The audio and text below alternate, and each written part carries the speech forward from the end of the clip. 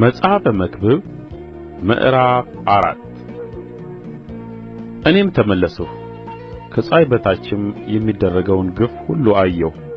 እነሆም የተገፉት ሰዎች እንባ ነበረ፣ የሚያጽናናቸውም አልነበረም። በሚገፉአቸውም እጅ ኃይል ነበረ፣ እነርሱን ግን የሚያጽናናቸው አልነበረም። እኔም እስከ ዛሬ በሕይወት ካሉት ይልቅ በቀድሞ ዘመን የሞቱትን አመሰገንሁ። ከእነዚህም ከሁለቱ ይልቅ ገና ያልተወለደው ከፀሐይም በታች የሚደረገውን ግፍ ያላየው ይሻላል። ደግሞም የሰውን ድካምና የብልሃት ሥራውን ሁሉ ተመለከትሁ። በባልንጀራውም ዘንድ ቅንዓት እንዲያስነሣ አየሁ። ይህ ደግሞ ከንቱ ነፋስን እንደ መከተል ነው።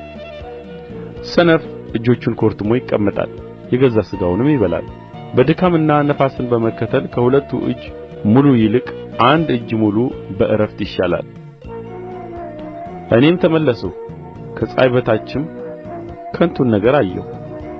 አንድ ሰውም ብቻውን አለ፣ ሁለተኛውም የለውም፣ ልጅም ሆነ ወንድም የለውም። ለድካሙ ግን መጨረሻ የለውም፣ ዓይኖቹም ከባለጠግነት አይጠግቡም።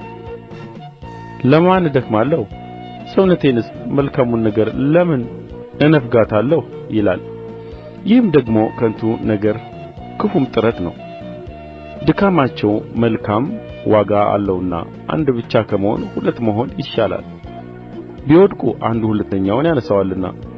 አንዱ ብቻውን ሆኖ በወደቀ ጊዜ ግን የሚያነሣው ሁለተኛ የለውምና ወዮለት። ሁለቱም በአንድነት ቢተኙ ይሞቃቸዋል፣ አንድ ብቻውን ግን እንዴት ይሞቀዋል?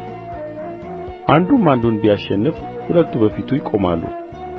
በሦስትም የተገመደ ገመድ ፈጥኖ አይበጠስም። ድሀና ጠቢብ ብላቴና ተግሣጽን መቀበል ከእንግዲህ ወዲህ ከማያውቅ ከሰነፍ ሽማግሌ ንጉሥ ይሻላል።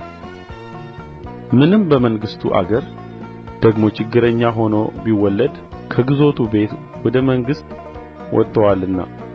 ከፀሐይ በታች የሚሄዱትን ሕያዋን ሁሉ በእርሱ ፋንታ ከሚነሣው ከሌላው ጎበዝ ጋር ሆነው አየሁ። ከእርሱ በፊት የተገዙለት ሕዝብ ሁሉ አይቈጠሩም፣ በኋላ የሚመጡት ግን በእርሱ ደስ አይላቸውም። ይህም ደግሞ ከንቱ ነፋስንም እንደ መከተል ነው።